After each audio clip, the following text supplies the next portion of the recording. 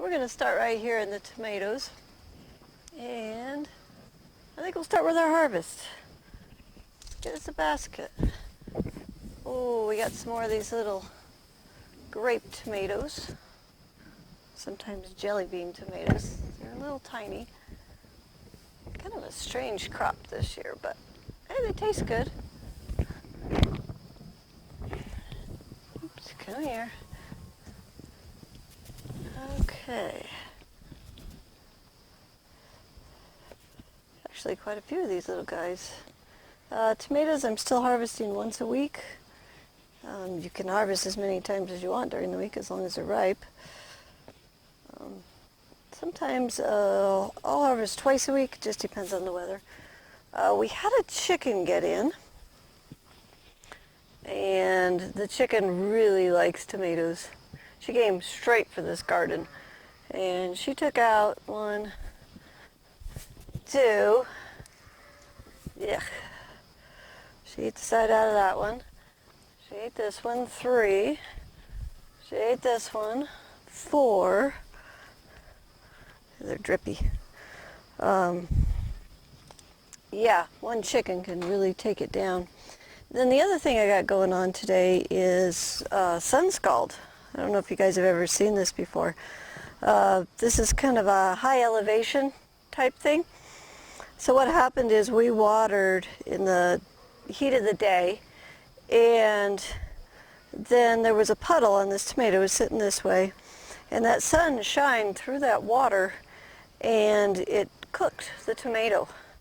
And I have a couple of them here that we cooked like that. So it's not a disease or anything. It's environmental. It's us. We watered the wrong time of day, and we cooked our tomatoes. So, you know, people on the coast, lower elevation, cloudier weather, you've probably never seen this before, but this is one of the problems we have in the desert and the high altitude is sun scald. So I'll take those off. I'll feed those to the chickens. And we'll continue to get some of these little grape tomatoes. One of the things that I'm starting to see is, like, this one's got some chew marks on it.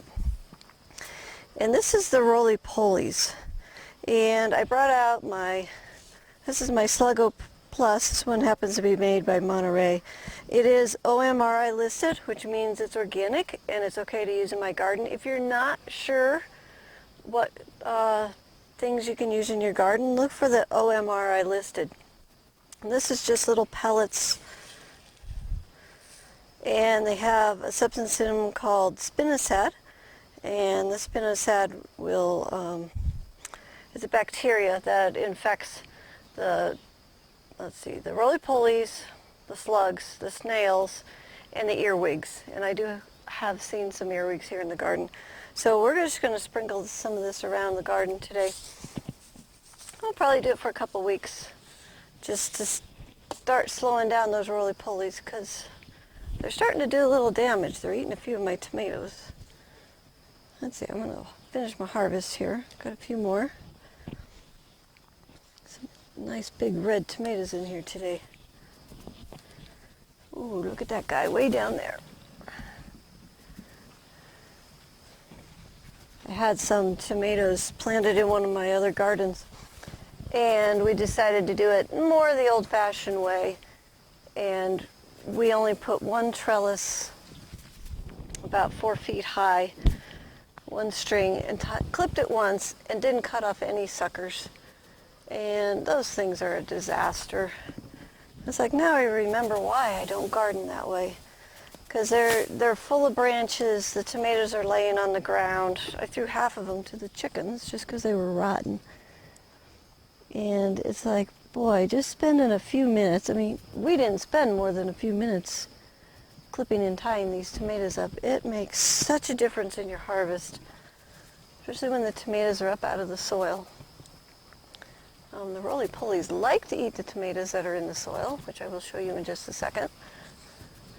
Look at the damage I got going on here. This is the roly-polies, and this is the tomato sitting in the soil. So by getting them up out of the soil, we're not getting that kind of damage. So learn to trellis. You know, The plans for the Easy Trellis are on our website. The plans are free. You can get that. You can get your tomatoes up out of the soil and keep the roly-polies from eating them. Okay, this is a very interesting mix I have in my basket today. I have good tomatoes, I have drippy tomatoes, I have chicken peck tomatoes. I'm gonna have to sort that pretty good.